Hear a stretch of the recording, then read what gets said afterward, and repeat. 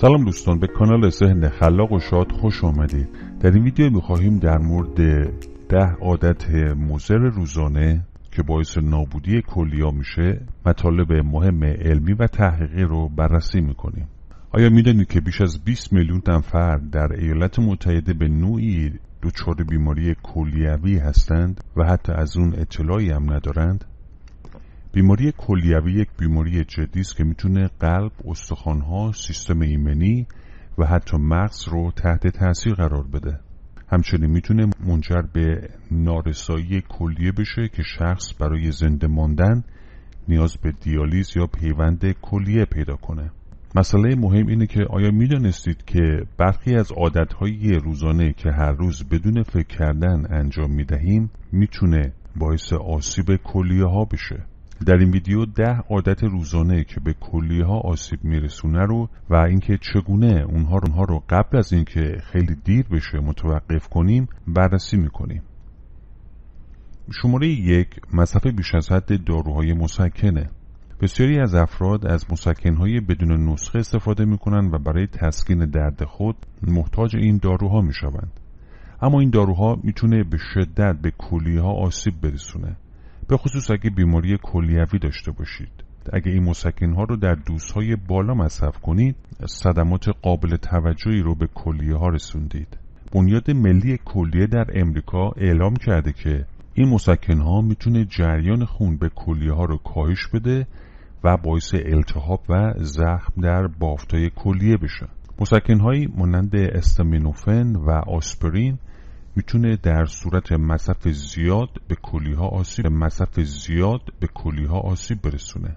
بنابراین برای محافظت از کلیه های خودتون در برابر مسکن ها چه کاری میتوانه انجام داد؟ بهترین کار اینه که تا حد امکان از اونها کمتر استفاده کنید و هرگز از دوز توصیه شده تجاوز نکنید.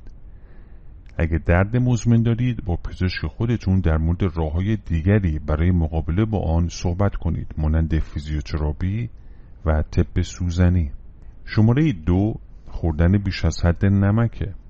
نمک برای بدن بسیار مهمه چون به حفظ تعادل مایعات در عملکرد عصب و مایچه‌ها کمک میکنه، اما مصرف بیش از حد اون میتونه برای کلیه‌ها بسیار مضر باشه. این به این دلیله که نمک دارای سدیم و میتونه فشار خون رو بالا ببره و کلیه‌های شما رو برای خلاص شدن از شر مایعات و سدیم اضافی از بدن سخت‌تر میکنه.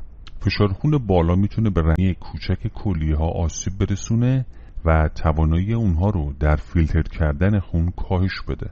در واقع این یکی از دلایل اصلی آسیب کلیه و نارسایی اون میباشه. انجمن قلب امریکا میگه که شما نباید مصرف سدیم خودتون رو به بیش از 2300 میلی گرم در روز محدود کنید که تقریباً یک قاشق چایخوری نمکه، اما بیشتر مردم بیش از این مقدار مصرف میکنند. عمدتاً از غذاهای فرآوری شده که حاوی سدیم بالایی هستند، مانند سوپ‌های کنسرو شده و وعده‌های غذایی منجمد، همینطور میان وعده‌ها، سس‌ها و چاشنی‌ها میباشه. برای کاهش مصرف نمک سعی کنید بیشتر از میوه‌ها و سبزیجات تازه استفاده کنید. غذای خودتون رو از ابتدا با استفاده از گیاهان و ادویه‌جات بپزید. هنگام خرید غذاهای بسته‌بندی شده، برچسب‌های تغذیه رو با دقت بخونید تا مقدار نمک موجود رو مشاهده کنید. شماره 3، نگه داشتن طولانی ادراره. آیا تا به حال برای شما اتفاق افتاده وقتی سرتون شلوغ بوده و نتونستید به موقع از دستشویی استفاده کنید؟ خبر بد اینه که نگه داشتن ادرار به دفعات زیاد ممکنه کلیه‌های شما رو در معرض خطر قرار بده. زمانی که به وقت دستشویی توجه نمی‌کنید، ادرار برای مدت طولانی‌تری در مثانه میمونه که میتونه باعث رشد باکتری‌ها و عفونت‌های مجروری ادراری بشه. عفونت مجروری ادراری میتونه دردناک و آزاردهنده باشه و اگه درمان نشه میتونه به کلیه ها سرایت کنه و آسیب جدی برسونه. بنابراین برای جلوگیری از عفونت مجاری ادراری و محافظت از کلیه ها چه اقدامی رو باید انجام بدیم؟ بهترین کار اینه که به بدن خود گوش بدید و در صورت نیاز به دستشویی ادرار رو از بدن خارج کنید. ادرار خود رو بیش از 4 ساعت نگه ندارید و سعی کنید هر بار که ادرار میکنید مثانه خود رو کاملا تخلیه کنید. شماره 4، نخوابیدن کافیه. خواب برای سلامتی و تندرستی ضروریه، اما آیا میدونستید که خواب بر سلامت کلیه ها تاثیر میذاره؟ کلیه های شما از یک ریتم شبانه روزی یا یک چرخه طبیعی 24 ساعته پیروی میکنن که عملکرد و فعالیت های اونها رو تنظیم میکنه.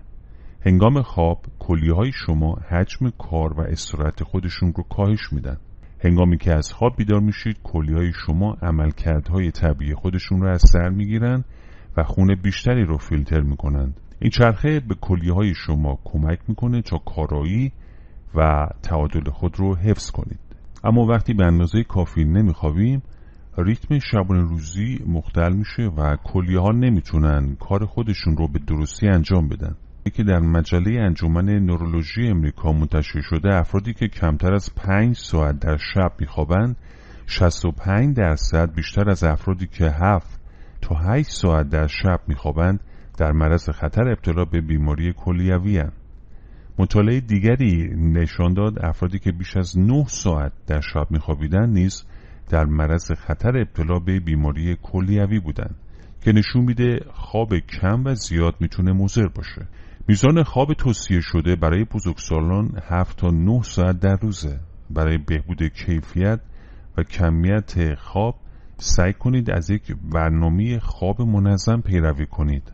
از مصرف کافئین، الکل، نیکوتین و وعده‌های غذایی سنگین قبل از خواب خودداری کنید.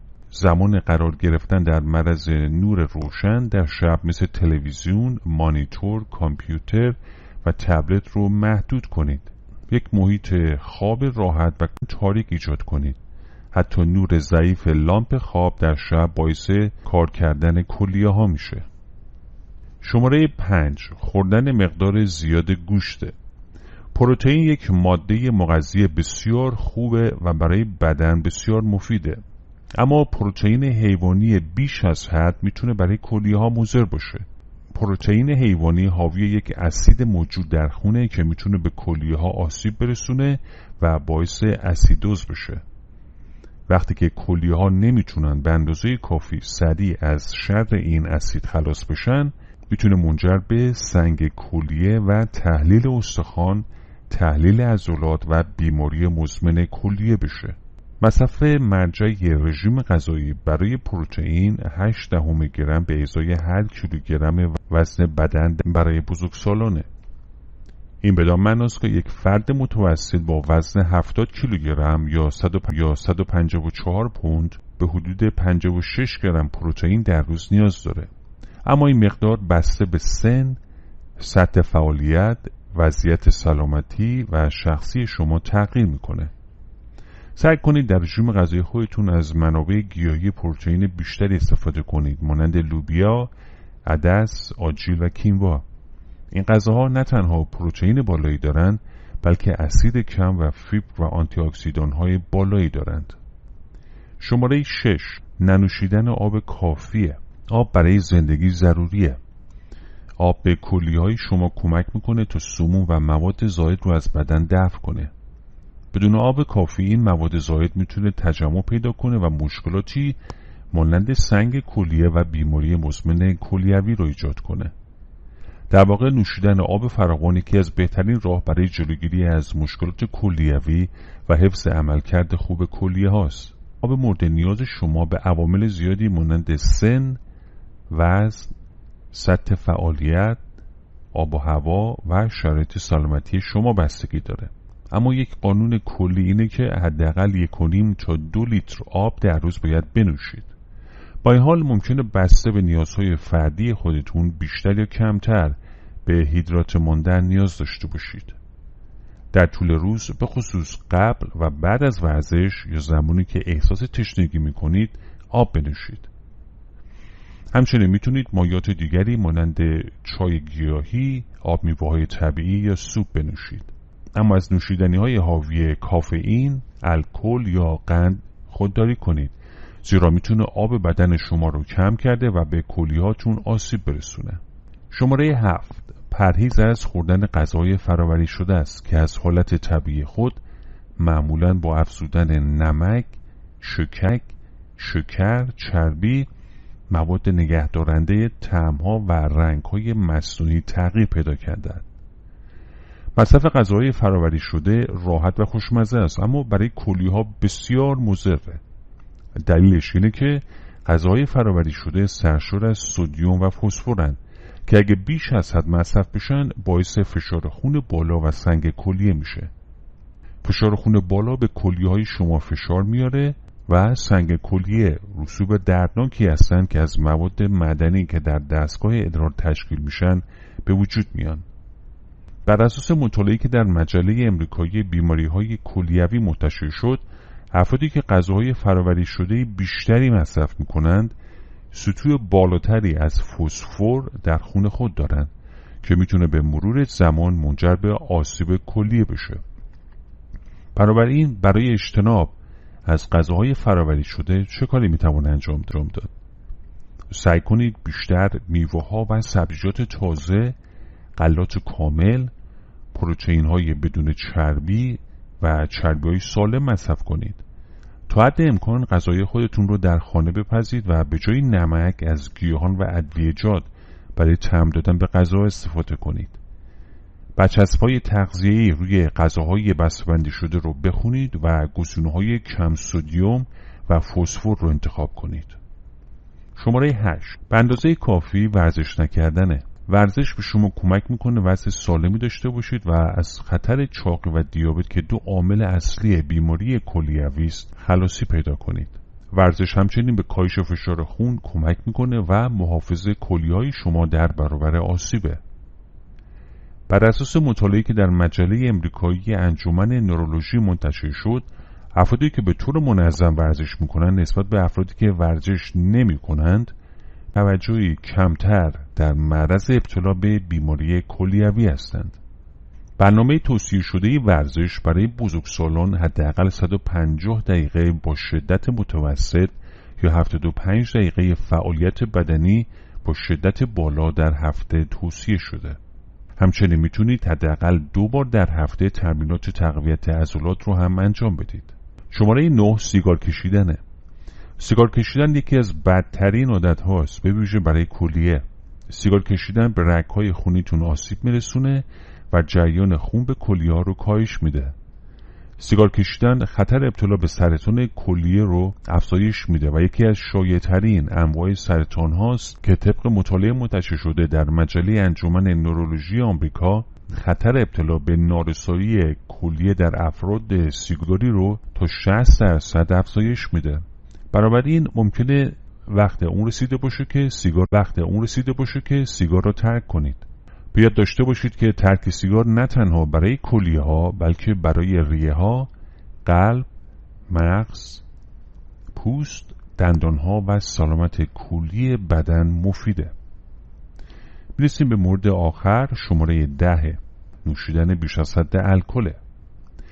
الکل یک ادرارآوره، به این معنی که باعث میشه بیشتر ادرار کنید و این میتونه بدن شما رو کم آب کنه و باعث بشه کلیه ها برای حفظ تعادل مایع ها در بدن سخت‌تر کار کنن. زمانی که الکل بیش از حد مصرف میکنید کبد شما بیش از توانایی کار کرده و میتونه باعث آسیب کلیه بشه. برای محدود کردن مصرف الکل خود چه کاری میتوان انجام داد؟ حد توصیه شده برای مصرف الکل 1 نوشیدنی در روز برای زنان و مردانه. دوستان امیدواریم که این نکات برایشه و بتونید که با حذف این عادتهای مضر سلامتی کلیه‌های خودتون رو تضمین کنید. از شما تشکر میکنیم که تا پایان این ویدیو با ما بودید. این ویدیو رو لایک کنید چون لایک کردن شما باعث میشه که افراد بیشتری این ویدیو رو تماشا بکنن. همینطور عضو کانال ما بشید و زنگوله رو فعال کنید تا جدیدترین ویدیوهای ما رو دریافت کنید. امیدواریم که همیشه شاد و سلامت باشید.